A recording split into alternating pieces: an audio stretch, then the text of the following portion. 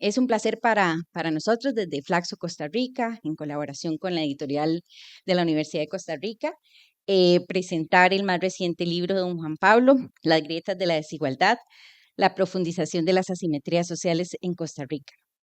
Em, Mi papel acá es complejo, es presentar a don Juan Pablo en un tiempo muy breve. Y entonces, lo primero que tendría que decir es que cualquier intento por resumir en 5 minutos una carrera académica y profesional tan prolífera y destacada que recorre ya aproximadamente 60 años, pues no va a hacer justicia a todo el trabajo y los aportes a nivel latinoamericano que he tenido a lo largo de este camino. Entonces, más que un recuento exhaustivo, compartiré algunos hitos que permiten dimensionar el camino que lo ha llevado a la construcción de su vasta obra y en particular de la que hoy nos convoca. Su historia profesional refleja entrecruces de una sólida formación académica y la vivencia de circunstancias sociales que le han hecho sensible al entorno y sobre las cuales ha buscado no solo hacer una lectura crítica al respecto, sino también generar aportes teóricos y empíricos que incentivan una mirada crítica a las dinámicas socioeconómicas de nuestra región latinoamericana. No basta, por tanto, hacer un recuento de sus credenciales académicos, sino que también es importante hacer mención de algunos momentos históricos que marcan su ruta. Su formación se remonta a la mitad de la década de 1960 con estudios universitarios en la Universidad Complutense, donde inició estudios en ciencias económicas. Y casi de inmediato fue cuando identificó su vocación por la sociología, una disciplina que para entonces estaba prohibida por la dictadura española. Sin embargo, a finales de esa década, con la apertura de la primera escuela de sociología en España, cursó un diplomado de 3 años que combinó con sus estudios de economía, convirtiéndose, como él mismo señala con orgullo, en parte de la primera generación de sociólogos del país. Posteriormente, en 1971, continuó su formación en la Escuela Práctica de Altos Estudios de París, donde inició su acercamiento académico a América Latina, región que más tarde se convertiría en su hogar y principal campo de trabajo.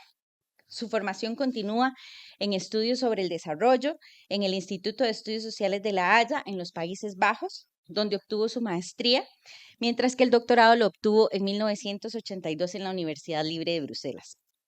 Para entonces ya acumulaba algunas experiencias laborales en Ginebra y en los Países Bajos, y fue en 1981 cuando se concretó su deseo de venir a América Latina con invitación de Flaxo Quito, como se llamaba entonces a las unidades de las Flaxo por la ciudad donde estaban ubicadas. Allí descubrió su pasión por la investigación e inició una prolífera etapa de investigación sobre condiciones de vida y trabajo de sectores populares urbanos a partir del enfoque de estrategias de supervivencia que él describe como una de esas propuestas analíticas genuinamente latinoamericanas que hoy se echan de menos, como él lo señala. En 1987, don Juan Pablo se trasladó a Guatemala, donde contribuyó a consolidar el programa de Flaxo Guatemala para finales de esa década. Allí, en medio de un complejo contexto de represión, exilio y violencia contra la comunidad académica, don Juan Pablo impulsó la formación de personas jóvenes investigadoras, esfuerzo que replicaría años más tarde en Costa Rica. En el 92 se integró al equipo académico de la Secretaría General de Flaxo, que está en Costa Rica, y poco después, para suerte de nuestra institución, pasó a formar parte del equipo de investigación del programa Flaxo Costa Rica, como era en aquel entonces, donde aún continúa activo ahora como sede académica de Costa Rica, de Flaxo Costa Rica. Acá estuvo trabajando en temas laborales enfocados en ese entonces en el tema de la maquila en Centroamérica. Allí también tuvo la oportunidad de establecer relaciones con múltiples académicos y académicas de Latinoamérica y Estados Unidos, donde logró visibilizar también las reflexiones sobre Centroamérica en medio del auge del neoliberalismo y la globalización que tenía arrinconados los enfoques críticos de las ciencias sociales. Ahí también centró sus estudios en desarrollo local en Centroamérica y desarrolló diplomados en esa materia, nuevamente promoviendo el desarrollo y la formación de personas jóvenes investigadoras. También en esa época empieza su camino de crítica hacia los enfoques de pobreza, a los cuales reclama la ausencia de comprensión relacional de las carencias y transita entonces hacia la problemática de la exclusión social.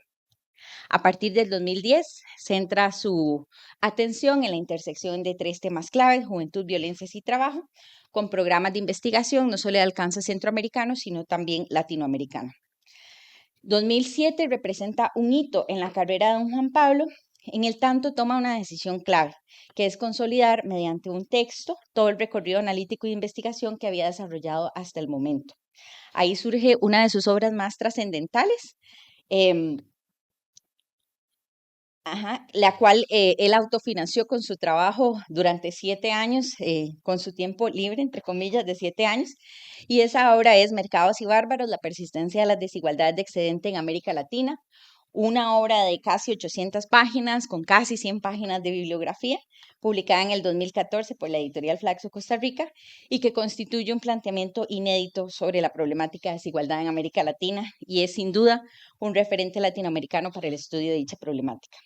De ese texto derivan otros 3 que fueron publicados por la editorial Siglo XXI en Buenos Aires, Argentina, y los 2 últimos también en coedición con Flaxo Costa Rica. Son una historia de la desigualdad en América Latina y la barbarie de los mercados desde el siglo XIX hasta hoy, la rebelión de los que nadie quiere ver, respuestas para sobrevivir a las desigualdades extremas en América Latina y cuando la igualdad parecía posible, una historia de los intentos por reducir asimetrías en América Latina, del siglo XIX al siglo XXI.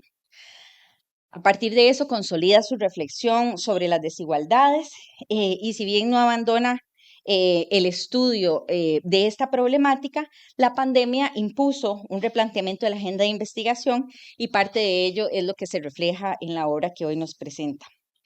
Entonces, así a lo largo de 60 años de trayectoria, después de atravesar o que le atravesaran momentos de dictaduras, crisis de deuda externa, programas de ajuste estructural, conflictos bélicos y represión, don Juan Pablo ha hecho lecturas finas del contexto y con una evidente sensibilidad social ha dedicado la mayor parte de su vida a construir y ofrecer análisis empíricos con una sólida base teórica para comprender las problemáticas que afectan nuestra región.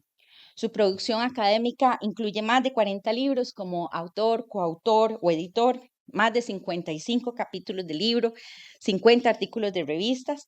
Sus análisis han trascendido fronteras, han sido traducidos a otros idiomas y han nutrido espacios de debate internacional. Además, tampoco se debe olvidar que en este proceso ha estado acompañado de muchas otras personas intelectuales con quienes ha compartido y construido en conjunto muchas de sus reflexiones. Pero más allá, y ya para ir cerrando, más allá de esta impresionante cantidad de publicaciones, quisiera resaltar 3 elementos que lo distinguen. Primero, su inquebrantable rigor analítico y metodológico, también la pertinencia de su obra para comprender las realidades sociales de América Latina y uno de los valores que más destaco, su generosidad intelectual y vocación siempre orientada a acompañar y formar a nuevas generaciones de investigadores e investigadoras desde una actitud crítica, solidaria y desinteresada, que sin duda muchas personas agradecemos. Con esta breve síntesis, les invito a leer su más reciente obra, que como es habitual, en su producción nos desafía a mirar la realidad con un lente crítico y a formular nuevas preguntas de investigación. Y ya para cerrar, quisiera agradecer particularmente a la Universidad de Costa Rica por abrir sus puertas para llevar a cabo esta actividad, en particular a la colaboración de don Alexander como representante de la editorial de la Universidad de Costa Rica, a Francisco, a Ilka también de la Universidad de Costa Rica, que nos apoyaron en la coordinación de esta actividad. Valga resaltar, don Alexander les comentará más adelante que esta es una coedición entre la editorial de la Universidad de Costa Rica y Flaxo Costa Rica, y que bueno, que esperamos que esta sea también, que esta experiencia se mantenga y nos abra nuevas oportunidades de trabajo en conjunto. Y por supuesto, mi más profundo agradecimiento a don Juan Pablo, no solo por este nuevo aporte, sino por toda una vida dedicada a comprender y transformar nuestra región. Así que de ya también quedamos a la espera de nuevos textos. Muchas gracias.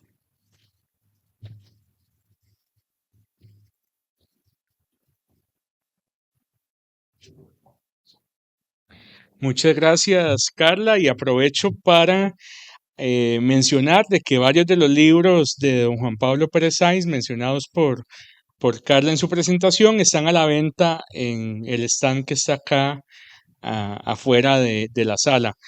A continuación, escucharemos al doctor Alexander Jiménez, director del Sistema Editorial y de Difusión de la Investigación, CIEDIN, de la Universidad de Costa Rica. Adelante, Alex.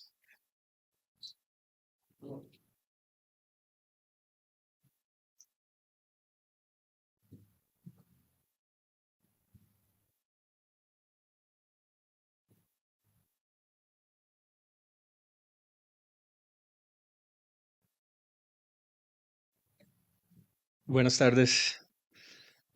Como me dieron muy pocos minutos, no me puedo detener en los saludos personalizados que ustedes merecen, así que asuman que es así. Bueno, yo quiero agradecerles que estén hoy aquí acompañando la presentación de este nuevo trabajo de Juan Pablo Pérez Sáenz.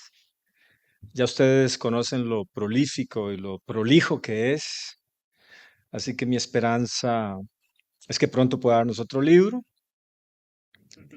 Quiero contarles que cuando organizamos este evento, convenimos en que de la argumentación y las tesis del libro hablarían Ilka y Fran y el mismo Juan Pablo.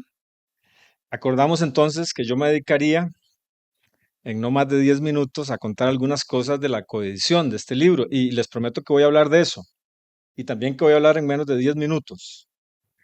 Pero antes quisiera detenerme en dos asuntos que voy a mencionar solo de pasada.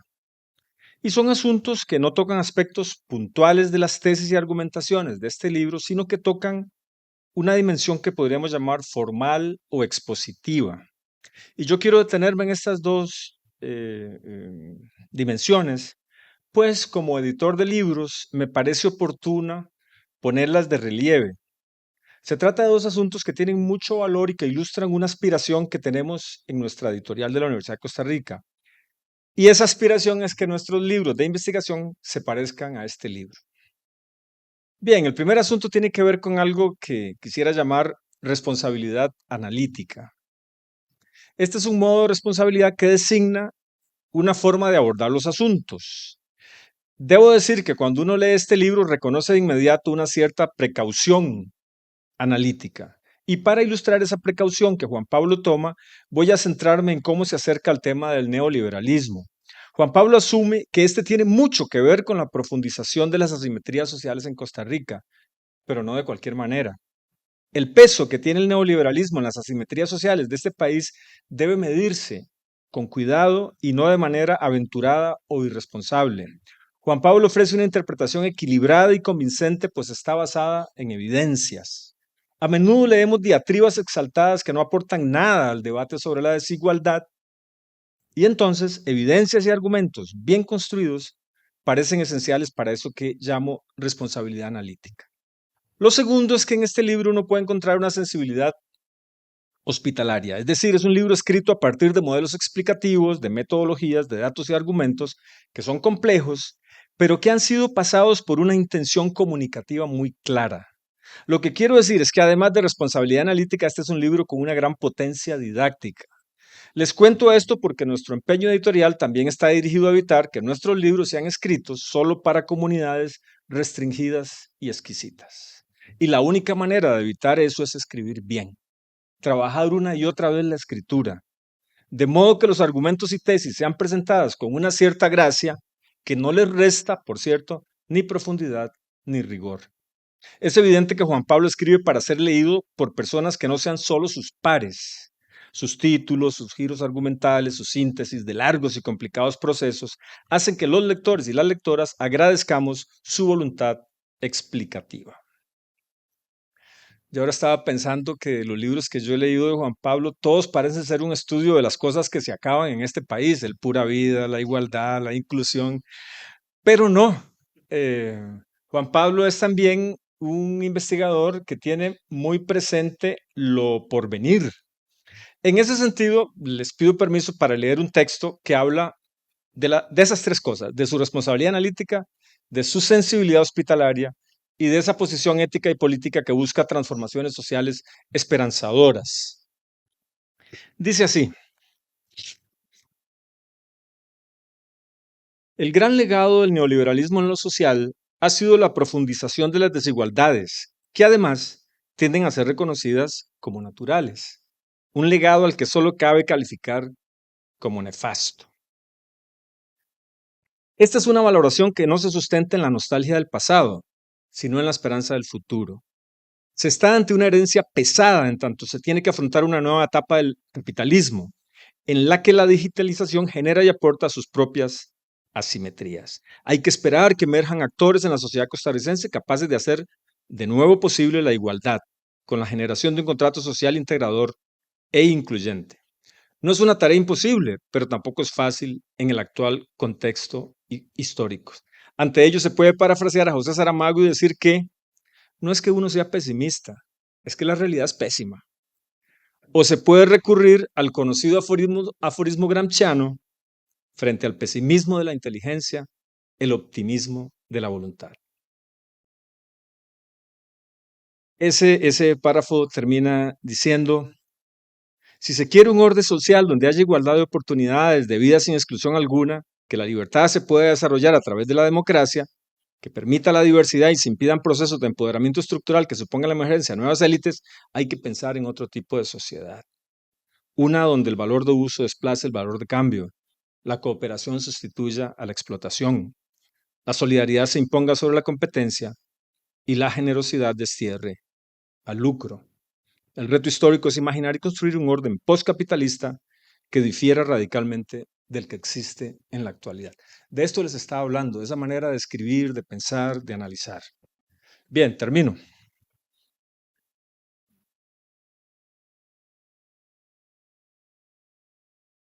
La comisión editorial aprobó este libro en junio del año 2024 y solo un año después, en julio de este año 2025, ya el libro estaba publicado. Menciono este hecho por varias razones. Primero, por la mala fama que tiene la editorial de la Universidad de Costa Rica. Bien ganada, por cierto.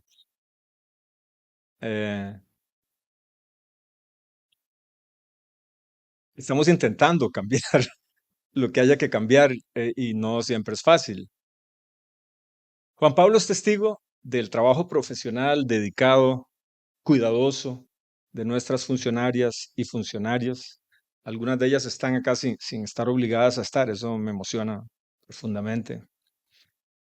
Menciono esto también porque hubo que negociar con Flaxo varios asuntos técnicos y eso pudo haber complicado las cosas, pero no fue así. De hecho, nos gustó muchísimo la experiencia de coeditar con Flaxo y también esperamos volverlo a hacer muy pronto. Luego, trabajar con Juan Pablo fue una experiencia muy grata y de mucho aprendizaje. Siendo un investigador y un escritor prestigioso, siempre estuvo atento a nuestras pequeñas recomendaciones y las recibió con generosidad y atención. Y esto podría parecer algo común en estos procesos, pero no lo es. A menudo tenemos que lidiar con narcisismos desmesurados o mal administrados, o con ansiedades de autoras y autores muy molestos.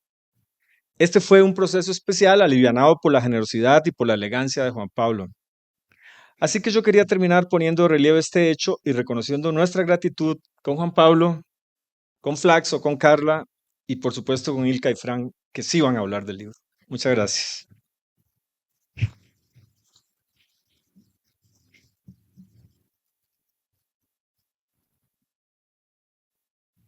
Muchas gracias, Alexander. A continuación, pasaremos entonces a la presentación del libro a cargo del doctor Juan Pablo Pérez Sáenz y posteriormente a los comentarios de parte de la doctora Ilka Treminio y del doctor Francisco Robles. Entonces, adelante, Juan Pablo. Bueno, buenas noches y muchas gracias a todos y todas por estar aquí. Yo sí me voy a extender un poquito en agradecimientos. Esto se llama, agradezco a las instituciones organizadoras de este evento y muy especial a Fran, que ha sido el coordinador del mismo, a las personas que comentaron el borrador final del libro que están mencionadas. También quiero agradecer a mi institución, a Flaxo, por lo bien que me ha tratado en los últimos años, desde la dirección de Jorge Mora hasta la actual de Carla, pasando por los 8 años de Ilka. Y finalmente quiero agradecer a las personas que colaboraron en la elaboración del texto, tanto por parte de Flaxo, el caso de Elisa Reyes, y Diana Brenes, que está al fondo y que es la responsable de la portada. Y por supuesto al personal del SIEDIN en tu persona, todas las personas con las que tuve que interactuar, que ha sido una experiencia muy, muy enriquecedora. Creo que esta universidad tiene que estar muy orgullosa de su editorial. No me voy a referir al contenido del texto porque supongo que lo harán los comentaristas y quiero abordar 4 cuestiones que tienen que ver con el contexto del libro. La primera es muy corta. Con este libro yo daría por acabado el ciclo que comencé con Mercados y Bárbaros. ¿Okay? Eso no significa que me voy a olvidar de las desigualdades, que las desigualdades siguen ahí, pero voy con otros énfasis. Y quería acabar el ciclo con un estudio empírico sobre un país donde la cuestión de la desigualdad ha sido relevante, pero también una realidad que me ofreciera 2 cosas, que es por un lado un buen cúmulo de estudios ya realizados sobre la problemática y en segundo lugar acceso a información primaria, en concreto a bases de datos, y esa realidad la tenía donde yo vivía, que era Costa Rica. ¿Okay?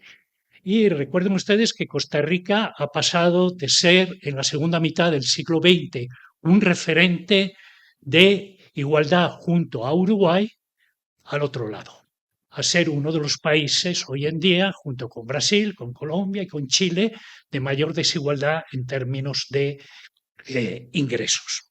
Y por tanto, lo que me he planteado es por qué ha sucedido esto. Y lo que intento a través del libro es dar una respuesta. Y aquí voy a mi segunda reflexión. En el segundo párrafo de la introducción se dice que el presente texto intenta responder a esta pregunta compleja, es decir, ¿por qué ha habido esta transformación, esta transmutación en Costa Rica en términos de desigualdades? Y se dice que lo que se ofrece es una respuesta, no la respuesta. Y sobre esto quiero enfatizar, porque lo que estoy invitando a las lectoras y a los lectores es de que confronten el libro con otras interpretaciones y saquen sus propias conclusiones. Es decir, lo que busco es una llamada a la reflexividad. Y creo que vivimos momentos de profunda crisis de reflexividad.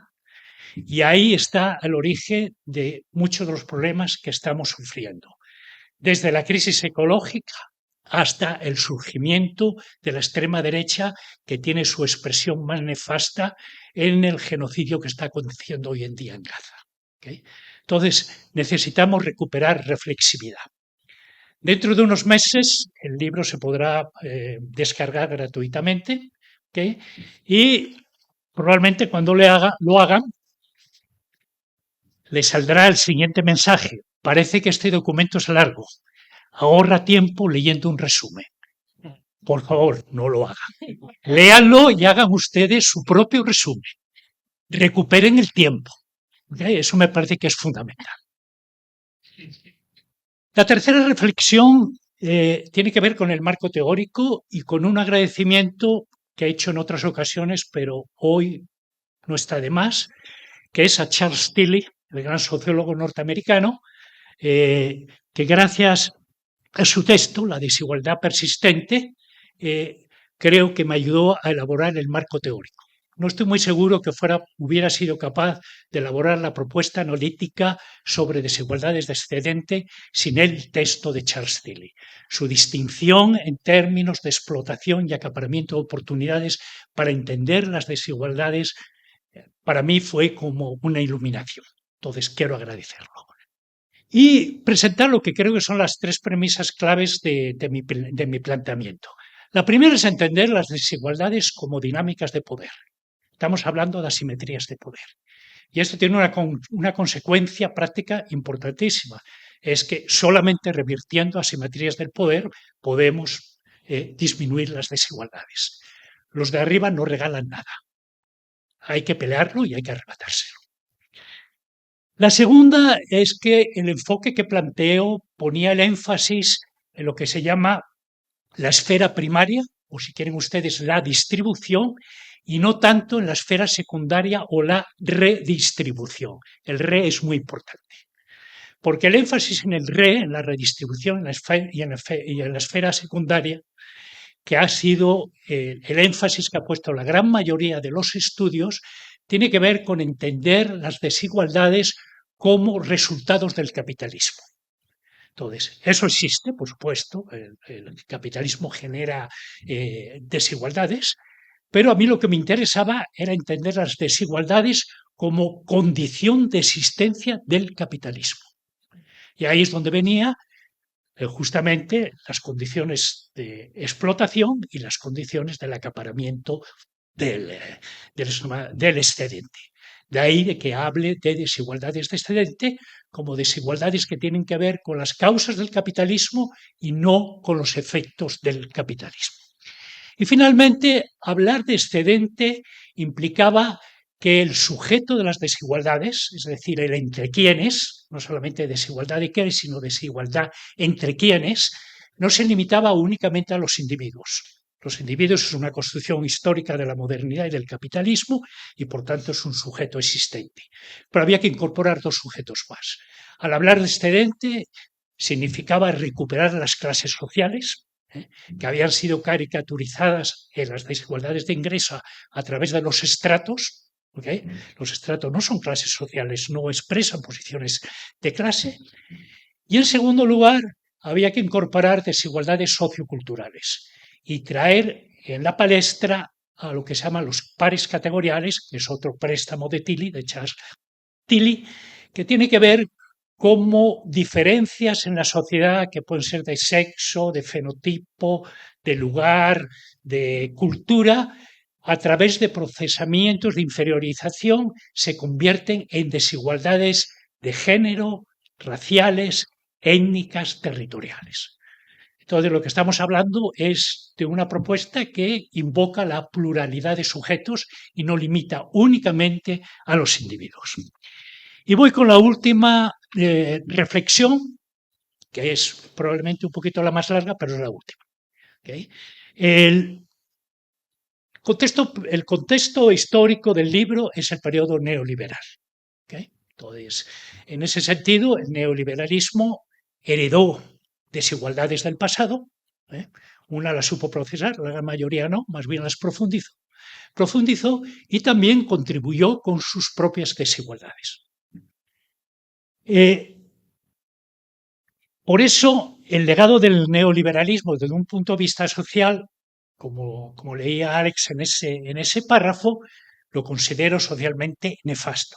Pero hay otro legado que también es nefasto, que es político y que tiene que ver también con las desigualdades, como vamos a ver inmediatamente, y es esa idea que ha desarrollado Wendy Brown, la filósofa estadounidense, cuando dijo que el neoliberalismo, que hoy en día lo considera que está en ruinas, ha sido un doctor Frankenstein que ha generado su propio monstruo.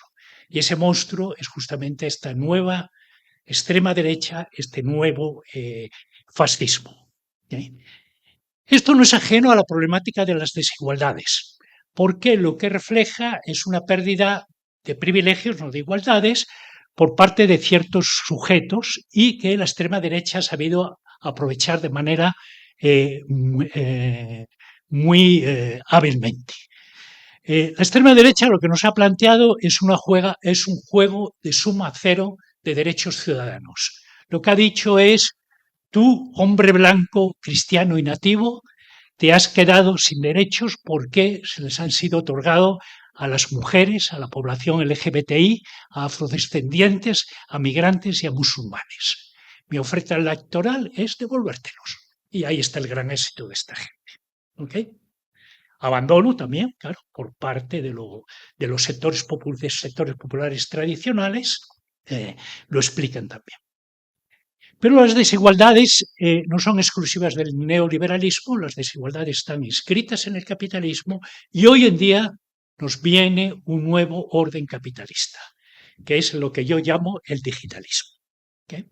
El penúltimo capítulo, el previo a las conclusiones, habla sobre la pandemia, pero habla también sobre el inicio de la digitalización en Costa Rica y qué tipo de desigualdades está generando. Y aquí me van a permitir un excurso para poder justificar el tránsito del neoliberalismo a este nuevo orden, que es lo que llamo yo el digitalismo.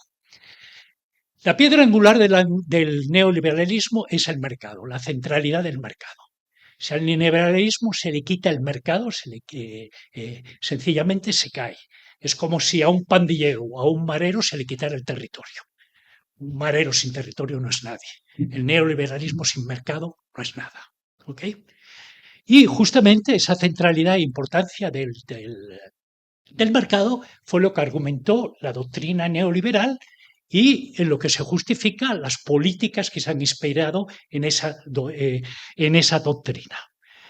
Si pensamos en esto que se llama Hayek, que es el gran pensador neoliberal, hay dos ideas sobre la centralidad del mercado. La primera es que el mercado es la manera más eficiente de poder resolver los problemas complejos de la sociedad. Esto es algo planteado ya en los años 40 y tiene su razón de ser, porque recuerden que los años 30 fue una época, estoy hablando de 1930, los años 30 del siglo pasado, fue una década de crisis del capitalismo. Mientras que la Unión Soviética, a través de la planificación centralizada, crecía. Entonces, de alguna manera había que rebatir esto. ¿Okay? Y lo que se nos dice es, Hayek lo que intenta argumentar es que hay una primacía del mercado sobre la planificación central. Pero también hay otro argumento que es muy importante en Hayek, que es que el mercado es un mecanismo indescifrable. ¿Y por qué es indescifrable? Justamente no se le puede intervenir. Hay que generar solamente las condiciones para que puedan funcionar. Bueno, ¿qué está pasando hoy en día con el digitalismo y en concreto con las plataformas digitales y la aplicación de algoritmos? Los algoritmos han descifrado los mercados. El mercado dejó de ser indescifrable, si es que alguna vez lo fue. Hoy en día, a través de los algoritmos, son totalmente descifrables. Y más aún todavía.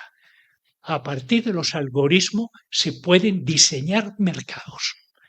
El intervencionismo de las plataformas deja ridículo cualquier tipo de intervencionismo estatal sobre los mercados. Entonces, la piedra angular del neoliberalismo se ha caído y estamos ante una nueva realidad. Y tenemos que empezar a pensar esa nueva realidad, no solamente en el tema de las desigualdades, sino también en otras cuestiones. Y el libro al final lo que hace es una invitación, sobre todo en ese capítulo, a poder pensar la nueva realidad en términos de digitalismo. No se trata de que todos los elementos del neoliberalismo han desaparecido. Esta es una transición que no es rupturista dentro del capitalismo, al contrario de la transición que se dio entre desarrollismo y neoliberalismo, donde se opuso mercado a tecnología. Hoy en día se opuso mercado a Estado. Hoy en día no se opone tecnología a mercado. La tecnología se desarrolla a través del mercado. Pero el elemento central que nos explica la dinámica del capitalismo es la tecnología. Por eso tenemos que cambiar el software y tener que empezar a pensar la nueva realidad en términos de digitalismo. Creo que ese es el gran reto que tenemos cara al futuro. Muchas gracias.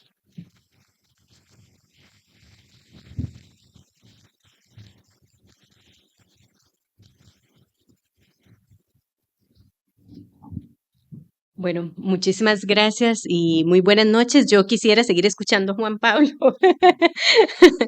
pero Con el próximo libro. es un libro, pero hay una agenda y entonces, bueno, agradezco de verdad. Es para mí un honor y a la vez una tarea verdaderamente retadora la que Flaxo me ha encomendado. Comentar el libro Las grietas de la desigualdad, la profundización de las asimetrías sociales en Costa Rica del doctor Juan Pablo Pérez Sáinz. En primer lugar, el desafío se encuentra en leer el texto con los ojos de quien puede destacar ideas más sustantivas de las que están expresadas o construir argumentos de mayor interés al que el autor ha plasmado en la explicación que ofrece, como una posible solución o respuesta al paso de Costa Rica de ser una sociedad con bajos niveles de desigualdad a una con los niveles de desigualdad más elevados de América Latina. Es decir, intentar hacer una metalectura. No obstante, al finalizar el texto por segunda ocasión, me convencí de que una labor de esta naturaleza es más propia de quien ha sido tutor y no pupila. Pero entre los tutores de investigación de Juan Pablo en su temprana fase de investigador estuvieron Alain Toughan y Ernest Mandel, y entré momentáneamente en angustia. Realmente me alegré de que el libro cumpliera la misión más importante que uno pide al leer un texto, y es lo que Juan Pablo me ha aportado desde el año 2003 en que cursé por primera vez clases con él. Ayudarme a comprender los fenómenos sociales, darme argumentos profundos y verdaderos, ordenarme ideas, brindarme nuevos conceptos y debates científicos y, sobre todo, devolverme el entusiasmo por las ciencias sociales y renovarme el interés y la vocación cada vez que lo leo o escucho. La última vez que nos vimos y comencé a leer los nuevos libros que espero estén pronto en proceso de publicación, estaba yo leyendo la biografía de Rubén Darío de Alberto Torres Espinosa. Decepcionada de lo que estaba produciéndose en las ciencias sociales y volviendo a leer a Juan Pablo, renuevo esta vocación permanente por la ciencia social y la sociología. Así que leí nuevamente el libro de un maestro de la sociología, un libro que orgullosamente lleva los logos de Flaxo Costa Rica y de la editorial de la Universidad de Costa Rica gracias a la confianza del doctor Alexander Jiménez. Eso demuestra que los mejores investigadores publican donde se les aprecia su obra y no donde piden los rankings, porque a Juan Pablo sus puntos no se los dan los cuartiles. Se los tiene que otorgar la disciplina de la ciencia social por el servicio de su pensamiento riguroso a hacerla más seria y comprometida. Juan Pablo es una institución. Así que con toda la humildad de caso, lo que puedo ofrecerles es una invitación a leer el libro, repasando algunos temas contenidos en sus capítulos para engolosinar al público. Ahora bien, me dieron pocos minutos y el libro consta de 8 capítulos sustantivos con reflexiones profundas y sólidas, por lo que intuí que para responder a la invitación debía seleccionar solo algunos y lo hice pensando en las áreas de interés de mi propio compañero de panel, el doctor Francisco Robles, quien seguramente le dedicaría un conocedor y experto criterio a los capítulos referidos al neoliberalismo y el mundo del trabajo en Costa Rica. Como les confesé antes, leí este libro en 2 ocasiones. La primera cuando se le presentó a la editorial de la Universidad de Costa Rica para ser considerado en una edición compartida. La segunda cuando Juan Pablo me obsequió el libro impreso hace aproximadamente un mes. Lo leí de un tirón en unas vacaciones no planeadas. Recordé su juego de palabras cartesianas de me conecto, luego existo, porque mientras lo leía, la gente a mi alrededor no se despegaba de su pantalla de celular, tableta o computadora y yo era la rara avis que se leía un libro físico. Y cual orgullosa estudiante de Juan Pablo pensé, Juan Pablo estaría muy contento observando la escena y descubrir que la única que lee tiene en sus manos una de sus obras. Como es usual, pero no deja de ser admirable en los trabajos de Juan Pablo, el argumento es tejido cuidadosamente hasta conducirnos a una respuesta que ofrece las principales trayectorias que descarrilaron la ruta de la igualdad en Costa Rica, para la cual se nutre de una prolífica lectura de autores y autoras que le permiten completar 20 páginas de bibliografía, el equivalente al número de páginas de un paper de los que escribimos hoy para Censo en Régimen Académico. El autor nos manifiesta, la era dorada de la segunda mitad del siglo XX permitió una importante movilidad social por una inversión fuerte en educación pública que permitió un tránsito hacia el empleo de calidad en el sector público y un sistema de pensiones que aseguraba la calidad de vida en la vejez. Costa Rica destacaba en la región por su modelo social, pero no era ajena a la pugna y el conflicto de los grupos poderosos. El primer capítulo nos ofrece así una reflexión sobre la aparición del neoliberalismo y la pugna distributiva. Este capítulo ofrece una lectura de las principales reformas que plasman esta pugna desde la década de 1980 hasta el 2020, como fueron los PAES y las transformaciones en el esquema productivo y la alineación geopolítica del país a los intereses de los Estados Unidos, como por ejemplo el intento de apertura del ICE liderado por Telmo Vargas, el proceso de aprobación del TLC con los Estados Unidos en los gobiernos de Pacheco y Arias, hoy este último que clamó y manipuló el debate del TLC desposeído de la visa estadounidense, la reforma fiscal concentrada en el recorte del gasto público y la criminalización de la protesta social mediante la ley. Este capítulo señala cómo en el léxico neoliberal se define la pugna distributiva en los términos de la resistencia de los que no quieren perder ante la imposición de los que no quieren ganar. El segundo capítulo recorre el derrumbe de la ruta de la movilidad social. De ahí me gustaría hacer énfasis en el aporte que Juan Pablo hace al analizar la convergencia de desigualdades educativas con las desigualdades de ingreso y las digitales. Esta convergencia pone de manifiesto durante el apagón educativo que causó el COVID-2019 las diferentes desigualdades de la población en educación. Esto le permite al autor conceptualizar un nuevo sujeto que está presente en otras de sus obras recientes y que dan paso a reflexiones que se avecinan en dos próximos libros. Se trata de los jóvenes desconectados, aquí llamados estudiantes desconectados. Son quienes permanecen en el sistema, pero carecen de las condiciones necesarias para dar continuidad y desarrollar procesos complejos de aprendizaje de calidad. Por tanto, la crisis educativa trunca toda la escalera de movilidad social, pues no ofrece igualdad de oportunidades. Este argumento de Juan Pablo ha nutrido mi trabajo desde hace unos años y lo considero fundamental en el abordaje con el estudiantado universitario hoy en día y de las políticas que debemos impulsar desde la Universidad de Costa Rica para paliar las brechas. Recordemos que esta semana estamos celebrando el 85 aniversario de la universidad y son grandes los desafíos que se abren en materia de abordaje precisamente de las grandes brechas de la población estudiantil. De ese capítulo también quiero subrayar, como literalmente hice en el libro, el tema de las pensiones. Ante el cambio demográfico, la flexibilización laboral y su impacto en las menores cotizaciones, sobre todo de las personas jóvenes, y el discurso neoliberal que afecta el financiamiento del sistema de pensiones en general, Juan Pablo plantea cómo las pensiones son un campo de desigualdades y nos remite al tema de la movilidad social en la vejez, al cual le quiero prestar mucha y especial atención. ¿Por qué? Porque estamos frente a la posibilidad de que en este periodo de envejecimiento poblacional entremos más rápidamente en procesos de marginalización en la tercera edad. Y es un tema al que debemos prestarle toda la atención posible por las múltiples vulnerabilidades de esta población. El capítulo 3 fue mi preferido. Explica de forma verdaderamente convincente la individualidad hipermoderna que ofrece dos expresiones. Por un lado, el que Juan Pablo define como el individuo por exceso. Se trata del individuo que reivindica el neoliberalismo y su correlato negativo, el individuo por defecto. El individuo por defecto se encuentra en los márgenes sociales, pauperización económica, abandono del Estado e invisibilizado por la sociedad. Resulta muy pertinente el argumento que ofrece el autor de que la marginalización no implica un desempoderamiento total. Identifica posibles acciones o respuestas a la desigualdad extrema, es decir, a la desigualdad que enfrentan los individuos por defecto. Por un lado, la violencia, por ejemplo, el crimen organizado y el narcotráfico que hoy vemos tan frecuentemente en Costa Rica, la migración, hoy vedada por los Estados Unidos y que me hace pensar en esta semana en las imágenes y noticias sobre el drama que está viviendo Ábrego García, el salvadoreño, en Estados Unidos, el refugio en la religiosidad y la acción colectiva.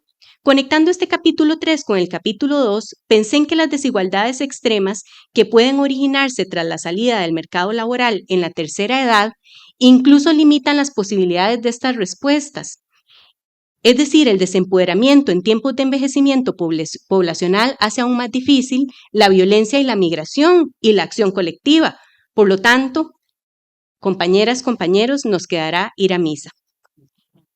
El individuo por exceso posee, en cambio, un amplio portafolio de todo tipo de capitales. El individuo por exceso tiene capital cultural, capital humano, capital social.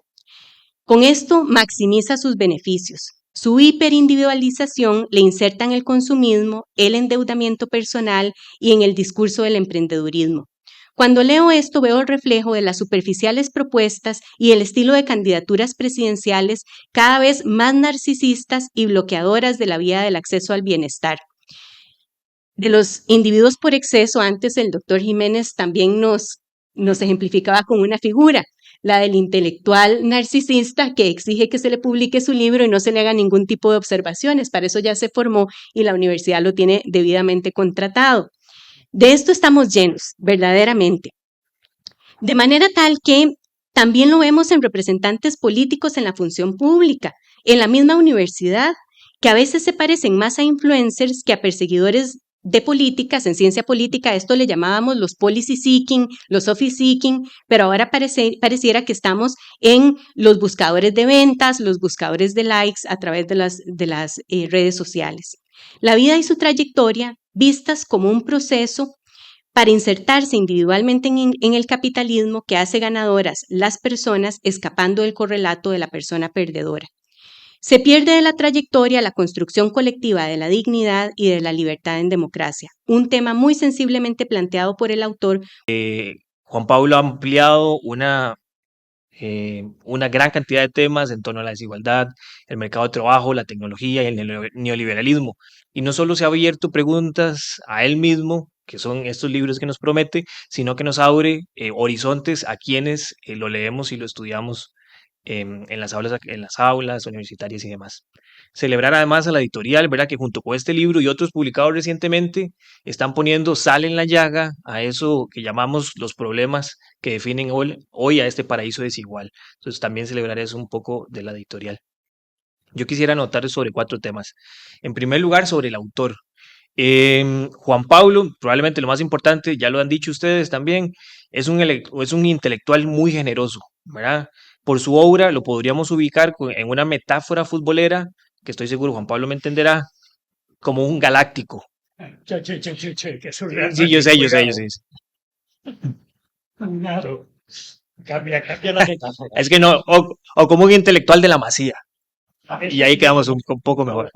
Voy a decir una referencia latinoamericana y global sobre la desigualdad, sobre la economía política, sobre los mercados laborales o sobre el neoliberalismo.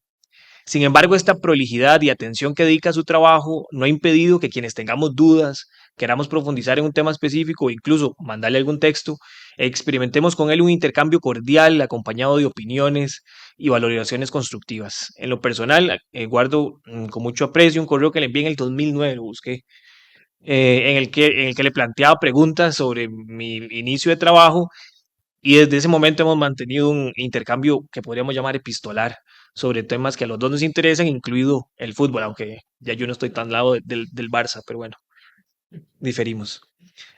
Además de esta generosidad sobre su trabajo, algo valioso de recuperar del libro es que es generoso también con otras personas autoras. Me explico. Los 8 capítulos están construidos desde el pensamiento de Juan Pablo, pero también en torno a la reflexión y hallazgos de otras personas autoras. Es un libro rico y novedoso en torno a la actualidad de las temáticas y debates académicos que se incluyen en él.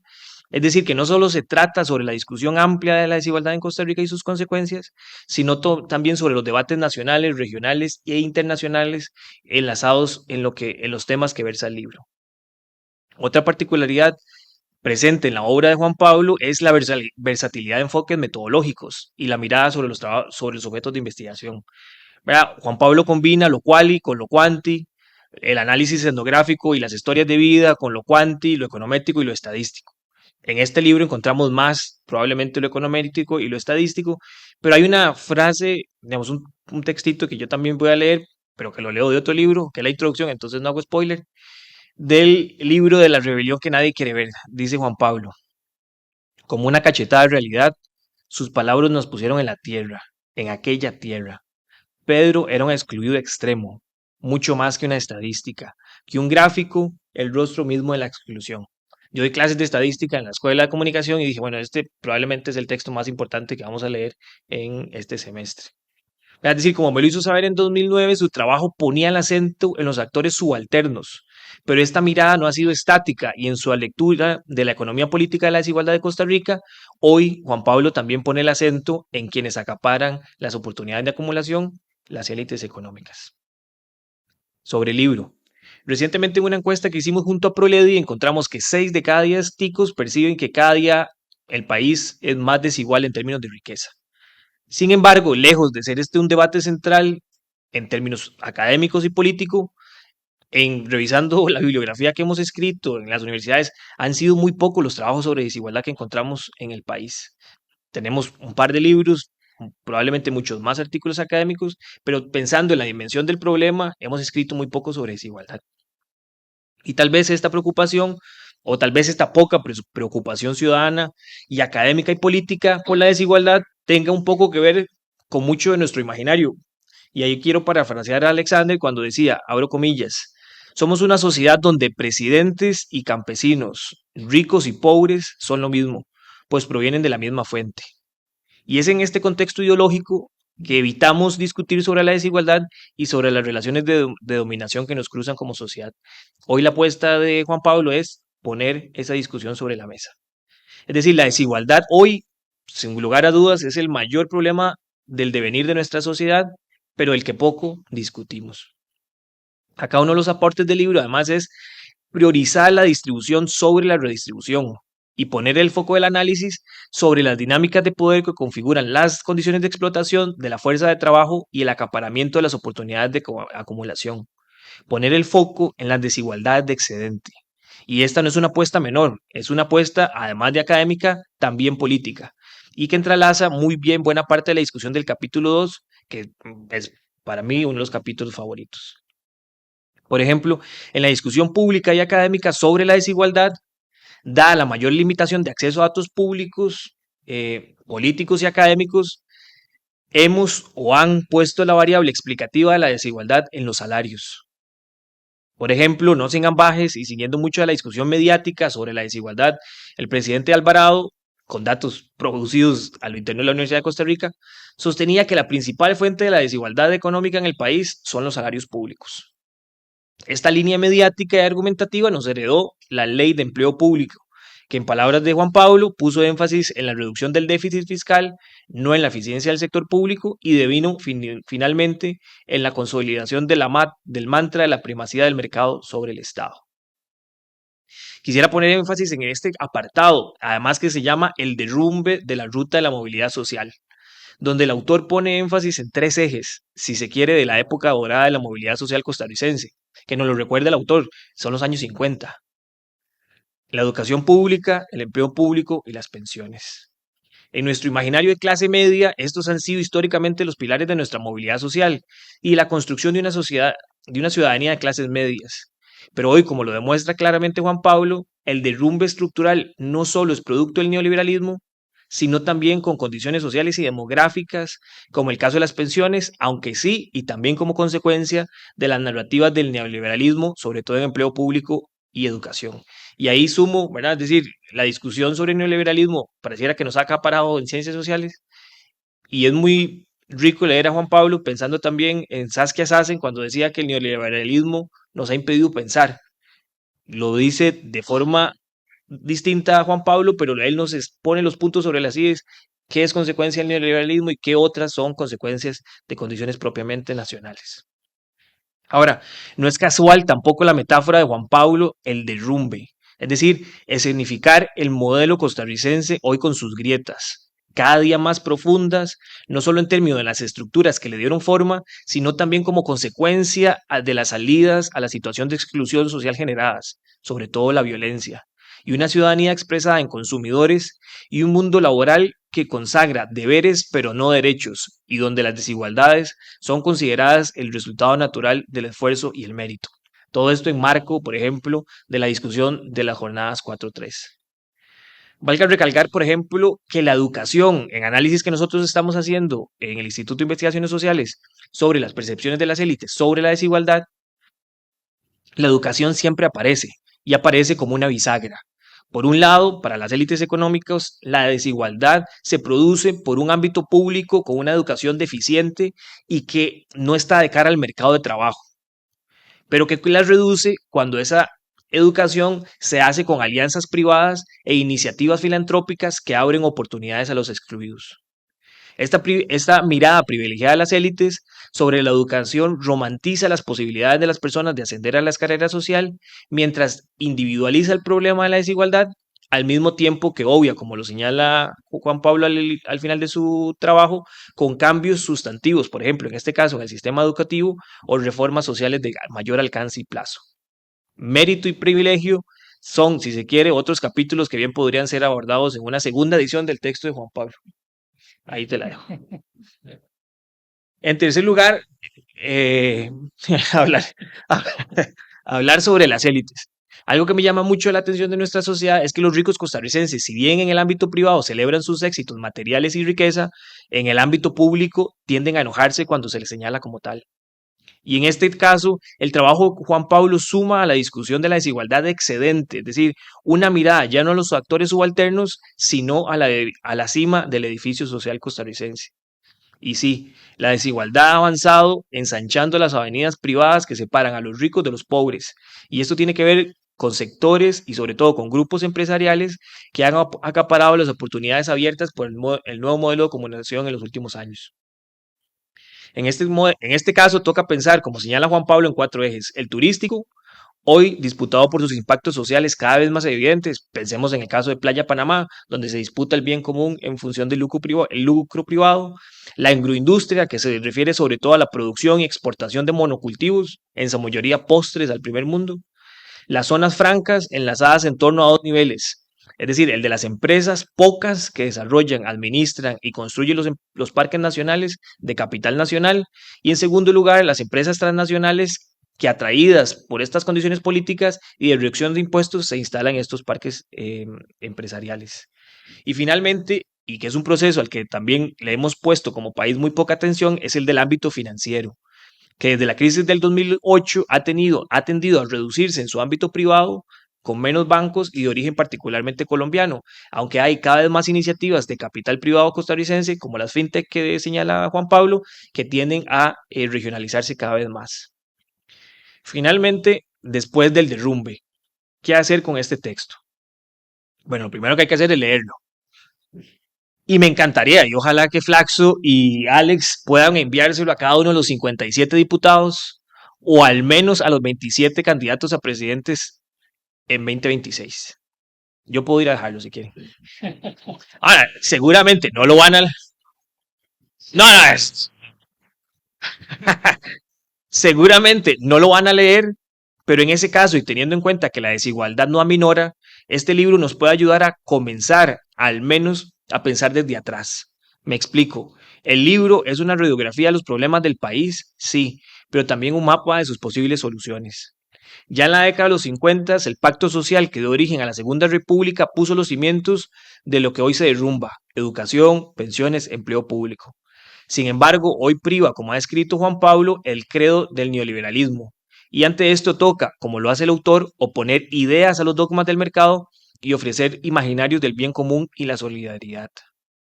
Nos toca, y ojalá desde Flaxo y la U lo podamos hacer, y ahí voy a diferir con Ilka, que este libro llegue a los perfiles de Instagram y a todos los TikToks, y que la desigualdad, sus salidas y sus soluciones sean parte del debate público del 2026.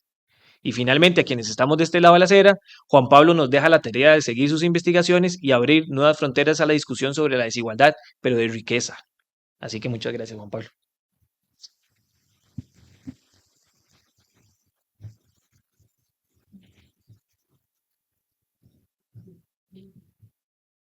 Sí, lo único que puedo decir es muchas gracias por tanta generosidad Bueno, en los muchas comentarios. gracias a la máster Carla Salazar, al doctor Alexander Jiménez, a Juan Pablo por honrarnos con la publicación de este libro, a la doctora Ilka Treminio y al doctor Francisco Robles por comentarlo, y invitarles a pasar al stand, a adquirir el libro y las otras publicaciones del doctor Juan Pablo.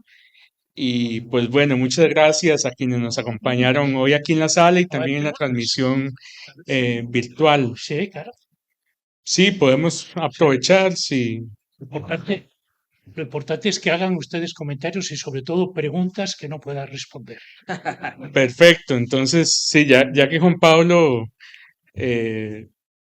nos permite el espacio, con ese mismo micrófono. O con este, yo me puedo... Ok, gracias. Bueno, en primer lugar, muchas gracias. Y quisiera darle continuidad a lo que dijo el último conferencista sobre Instagram y TikTok, que es un reto que veo que cuando vengo a muchas de estas conferencias, de que cómo salir de esta burbujita universitaria a las 6 de la tarde miércoles, la mayoría de la gente está en una presa, está saliendo del trabajo, está limpiando, etcétera. ¿Cómo establecer un puente entre algo tan valioso como el contenido de este libro y todas esas mayorías populares que están sufriendo esta exclusión? O sea, ¿cómo? Yo aquí no veo gente del Frente Amplio, no veo sindicalistas, no veo gente en organizaciones populares, movimiento social, tal vez el señor Chonete puede ser, no sé. Pero ¿cómo establecemos puentes con esa gente que ni siquiera viene a la Universidad de Costa Rica? Yo estaba hablando el año pasado con una trabajadora del subway de aquí nomás, que tiene varios años trabajando en el subway y que nunca había entrado a la UCR y dice, ay, pero ¿cómo? Hay que pagar, ¿cómo se entra? Hablé con otra trabajadora de la AMPM ahí cerca de la UNA, o del MUSI, perdón, y ella tampoco jamás había entrado a la Universidad Nacional. O sea, ¿cómo salimos de esa burbujita académica? Nosotros capas medias, capas altas, que estudiamos en extranjero, que tenemos un posgrado, y les llegamos las ideas, el contenido de algo tan valioso como ese libro, precisamente a la gente que sufre esta desigualdad. ¿Cómo hacemos? TikTok e Instagram me parece maravilloso, pero también se podrían hacer estas presentaciones en las 7 provincias, en las sedes regionales de la UCR, en algún sindicato. Yo creo que el ANDE los recibiría, etcétera, ¿verdad? Entonces, ¿cómo hacemos para llegar a esas mayorías populares que son los que más sufren estas grietas de la desigualdad? Muchas gracias.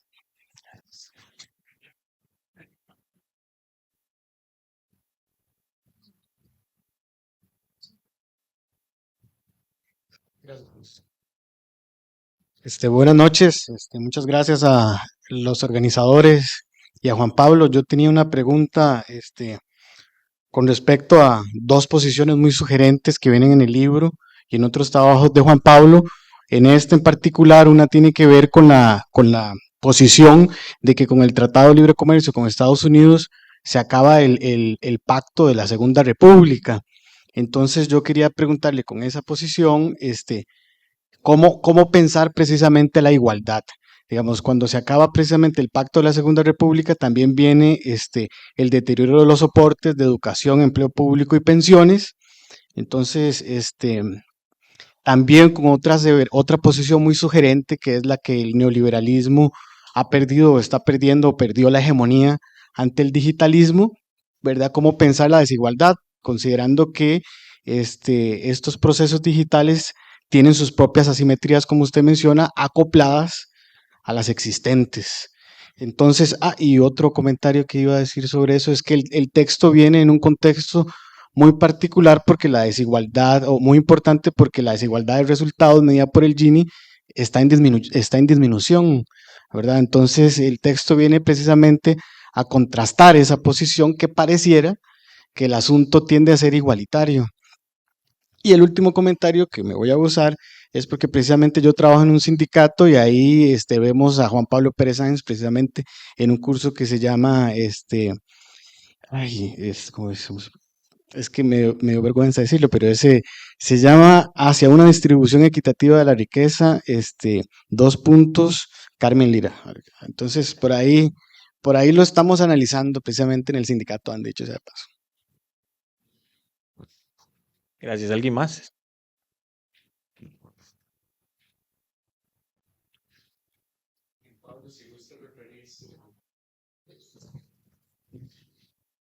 Sí, bueno, vamos a ver si recuerdo cómo. Bueno, voy a empezar primero con su comentario.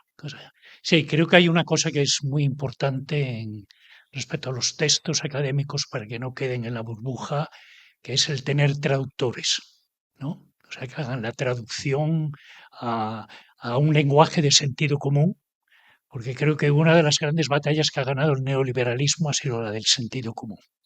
¿Okay? Hoy nos impone cosas como el emprendedor. ¿Okay? O sea, hemos pasado de un mundo donde antes se tenía derechos, y cuando se hablaba del trabajo se hablaba de los derechos del trabajo, a un mundo hoy en día que es el de los deberes. O sea, tenemos el deber de ser emprendedor. ¿Okay? Bueno, es ese tipo de ideas que hay que disputar al neoliberalismo, a lo que viene ahora, al digitalismo, al capitalismo en general, y creo que ahí lo que es muy importante son las labores de traductores. O sea, no sé lo que estarán haciendo ahí en el curso, pero Me imagino que va por ahí, ¿no? Y entonces la función de traducción me parece que es fundamental. Y el hecho de que estén discutiendo algunos de mis textos en el curso, pues me pone muy contento. No, da sentido al trabajo que hago, ¿no? Que si no uno lo hace simplemente por publicar y por engrosar el ego, ¿no? Pues, sobre las cuestiones de las preguntas, bueno, puede venir una tercera república, a saber, ¿no? O sea, la historia da muchas sorpresas, ¿eh? O sea, la historia no tiene hoja de ruta, ¿ok? La historia está asignada por las contingencias. Entonces, lo que hay que ver es si de pronto surgen actores que son capaces de generar ese. El problema que hay es que cualquier tipo de consenso, llamémosle de contrato social, ¿ok? Pasa por las élites, ¿ok? Entonces, a menos de que estemos en una sociedad poscapitalista, ¿ok? Pasa por las élites. Y ahí yo creo que nos puede ilustrar es Fran, pero tengo como la sensación como que no hay mayor predisposición en ningún sector de la élite por asumir una especie de contrato social realmente, ¿no? Y más sobre todo lo que nos viene con la cuestión del digitalismo y si lo pensamos a nivel global. O sea, toda esta oligarquía digital que algunos autores han comparado con la famosa edad de oro del siglo XIX de los varones ladrones en Estados Unidos, como Rockefeller, los Morgan, etcétera, que era gente con un tremendo poder económico y político. ¿Qué es lo que tienen hoy en día esos varones, esto se llama digitales? ¿Okay? Hay una gran diferencia con el periodo anterior. Han generado empresas como son las plataformas, que son empresas e instituciones, en tanto que son referentes de orden social, pero sin asumir ningún compromiso social como surgió en el Fordismo o en el desarrollismo, ¿no? Donde había una especie de compromiso social a través de el nexo fundamental del Fordismo era la asociación entre productividad y salario. Incrementaba la productividad, incrementaba el salario. Hoy en día ese nexo está roto y lo rompió el neoliberalismo con la financiarización, porque hoy se sustituye el incremento del salario por el crédito. ¿Okay? Y entonces estamos ante un sujeto distinto, no estamos ante el sujeto trabajador o trabajadora, estamos ante el sujeto consumidor-consumidora. Entonces son tiempos muy complicados. Y lo que viene con el digitalismo es, bueno, tenemos que empezar a reflexionar y sobre todo creo que lo importante es, tenemos que ser muy críticos con las posiciones tecnooptimistas. ¿Okay? Creo que padecemos hoy un tremendo tecnooptimismo y además un tecnooptimismo que no es consciente. Toda persona cuando, esto se llama, valga la redundancia, aplica una aplicación, en el fondo es un tecnooptimista, porque está pensando que le va a solucionar los problemas. Y creo que tenemos, al menos yo diría que hay como 3 contradicciones que nos vienen con el digitalismo. La primera es justamente que lo que tenemos es un modelo tremendamente, altamente concentrado, altamente oligarquizado y que por tanto, más que democratizar, incluso lo tenemos que socializar. O sea, sí a la digitalización, pero no al digitalismo. ¿Okay? Y lo tenemos que socializar. Y digo socializarlo en lugar de democratizarlo, porque si bien la oposición, el término antinónimo de oligarquía sería el de democracia, y por tanto sería el dar ese recurso al demos, al pueblo, creo que lo de hablar de socialización es mucho más radical, porque habla de la tecnología como bien público, como bien común, y no como un bien privado a ser apropiado, como acontece hoy en día. Entonces, esa es una primera contradicción que hay que trabajar sobre ella y explotarla. La segunda, yo diría que es la contradicción que hay entre la dependencia algorítmica y la autonomía. Okay. Pensamos que a través de las aplicaciones y de los algoritmos estamos resolviendo la vida. Y no, estamos perdiendo autonomía. Vean ustedes ponen el Waze en el carro para orientarse. Están perdiendo capacidad de orientarse. Eso es lo que estamos haciendo, estamos perdiendo capacidades. Entonces, no digo de no utilizarlo, hay momentos que hay que utilizarlo, pero no de manera consistente y permanente. ¿Ok? Estoy mirando a Carla porque Carla no puede manejar sin el Waze. Entonces, ahí tenemos otra. Y luego hay otra cosa que es muy importante, que nos remite a la cuestión de la naturaleza, que es la contradicción entre la desmaterialización, la supuesta desmaterialización de las tecnologías digitales, y ahí tenemos todo un discurso que nos habla de que son tecnologías limpias, que van a servir justamente a la resolución de los problemas que hoy en día tiene, o la crisis ecológica que tiene hoy ¿cómo se llama? La naturaleza. Hay todo un discurso que es un auténtico, lo que se dice en inglés, un greenwashing, ¿no? Un lavado de cara ecológico que se hace a través de la tecnología, y lo que es la rematerialización. Aunque el resultado y el producto digital no pueda ser material, se realiza a partir de soportes materiales, ¿ok? Que son los instrumentos, que son las redes, que son los centros de datos, y esa materialización implica impactos sobre el medio ambiente. El problema que tenemos es que no tenemos todavía instrumentos para poder medir bien la huella ecológica, y eso da ventajas a las empresas, ¿ok? Para evadir compromisos. Sin embargo, hay algo en esta contradicción que creo que es muy importante, que apunta a lo que yo diría a un límite absoluto. Hay un problema de hablar de límites absolutos, ¿no? De eso. Pero bueno, ahí me remito, y ahí si no he hecho mano para que Allen me ayuda, al problema de la disociación que se ha dado entre naturaleza y sociedad con el capitalismo. ¿Okay? Y cómo hay límites en la naturaleza que la sociedad no puede resolver.